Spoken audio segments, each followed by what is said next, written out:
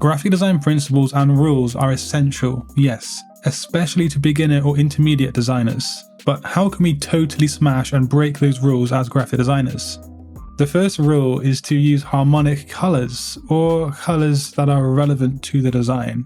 So think of things like greens used for organic products, or blue for financial designs, and so on.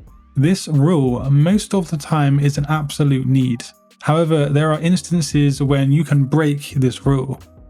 If your design is one where the message to the viewer is trying to cause a jarring response, this might be a good idea. A mix of contrasting colors that typically do not go well together will really grab the attention of the viewer, but this should be used with caution. Such a mix of colors will often create disharmony, but that might be something the message wants to evoke in your brief for the graphic design. Discordant colors can be seen in such work by Milton Glaser, who created designs for Bob Dylan. Always remember to understand the message before breaking any kind of rule. And speaking of which, the next rule is to abide by the grid systems. Now, grids have been a highly useful tool within printing since the 1950s, and designers have embraced them ever since. Grids do cause harmony with alignment, and they can lead a viewer's eye around the design. So I know how important and how useful grid systems can be for graphic designers, but there are some instances where we can break those systems and probably should break them too. Forget about modular grids and totally ignore column grids and throw that golden ratio right into the trash. Firstly, take a look at this design here. One key element of irregular grid layouts is that they can contribute to a sense of disorder or a sense of chaos. Now, why would you want to do that? Well, if your design needs to express an anti-establishment message or something unconventional, then irregular grid layouts are a way to do just that. Irregular grids also express a break of the norm. There's something cutting edge and a little bit innovative. An irregular layout here on this design elevates it beyond the norm or the basic, and it suggests that the product or the subject that it's showcasing is innovative and modern. Most generic layouts tell you to stay away from the edges of your design, and certainly never to bleed over the edge fully. When a design purposely smashes through the borders, it can suggest a sense of liberation, freedom, but also it evokes a sense of motion and energy, which, as you can see on this design here, is perfect for a sporting brief. So if you need to create disorder, anti-establishment, energy, or innovation, consider an irregular grid layout for your next project. Like with every rule break, this takes some skill and it does take some experience. As you can see on this French poster, notice the bold lettering that totally overlaps the imagery in disregard of that vertical grid line. This double poster is very striking for multiple reasons, but the text alignment that breaks all kinds of alignment rules is one of the most striking.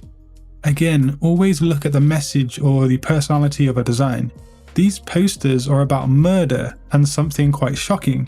The colours used do represent that with contrasting reds and blacks, but so does the use of breaking the grid system with the typography. It is just really jarring and unnerving to look at. There are some more reasons as to why using irregular grid systems or completely breaking grid systems altogether can take your designs to that next level, and that's what we're going to look at right now. Firstly, overlapping objects and using transparency on a design can help guide the viewer's gaze or their journey through a design.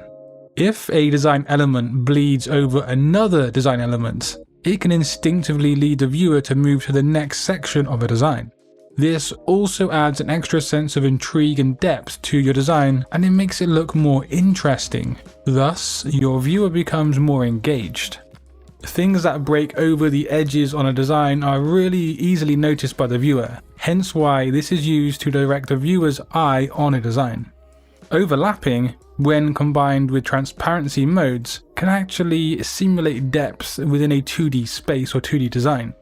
And when done correctly, this can make elements appear to be in front or behind others, enhancing the illusion of a multi-layered environment. Look how the blue flowers appear to be in the background, with the main focal point stretching right over it. Or as you can see here, something as simple as having leaves bleed over the two sections of a design, making it suggest that the natural scene above at the top is in the background. It's a very subtle layout choice, but it works really well. And then there's this simple design truth. Transparency effects are simply just good to look at. They can add a touch of elegance and sophistication to your design work, and that's just with a few clicks of your mouse. By blending elements together, you can create more subtle and nuanced visual effects to your artwork. This is Fotor, and with this powerhouse software you can do all kinds of really cool things such as edit a photo, make an actual design or a collage. But today, we're interested in the new and hot AI features that really help your workflow as a graphic designer. So, if we mosey on over to the AI tools here, we see a nice collection of things that we can make great use of in our workflows. And I will show you my 3 best tools to use here for a faster and more efficient workflow. Now, first of all, we have the AI Expand tool. Now, sometimes clients will send you designs or imagery to work with that don't fit the dimensions of the final document. And of course, that can be annoying. And even myself right here on YouTube, when it comes to making thumbnails, sometimes I just need to stretch things out to fit that thumbnail size, and this will really come in handy. This thing removes all of the need for those tedious steps, and we can extend our image with just a few simple clicks. It's pretty cool and it's ultra efficient, and we can even control the dimensions here. And also, if we want to, we can generate more images if needed. The results are pretty intelligent and it's a great addition to any workflow. So next, Fotor has a really good text to image generator, but also it generates from existing images as well if you want to go down that route. One awesome feature that this thing has, however, is the aspect ratio settings found here, which I really do love. Now you can choose how many images you want to generate, and we have suggestions of art style here if you are stuck for inspiration. But when it comes to your workflow, you can quickly make graphics or elements that slot into any project, which will save you heaps of time in the long run. But again, of course, AI is just a tool, and it shouldn't be something that designs everything for you. It should just be there to assist you in your workflow. And finally today, something I find to be more intuitive and faster than Photoshop is Fotor's background remover, but also you can add backgrounds with it as well. Now you can either upload an image or you can use one of their stock ones found here. But this is so fast and it's also pretty precise, and it will easily slot into your workflow with a snap of a finger. And you can try out Fotor linked in the description box of today's video, and thanks to them for sponsoring today's video. One rule that you will hear a lot from some designers or people is that you should follow design trends. This is a very specific rule for specific situations. And if you're asking me personally, I never bring trends into logo designing. However, if I'm designing something that is maybe part of a brand recognition, so let's take for example a billboard or a banner, applying a design trend to that design exclusively could work well. But there are instances where we want to break the rule of trend following completely, and this is because as designers, we tend to grow a lot more creatively if we make our own work without those external influences.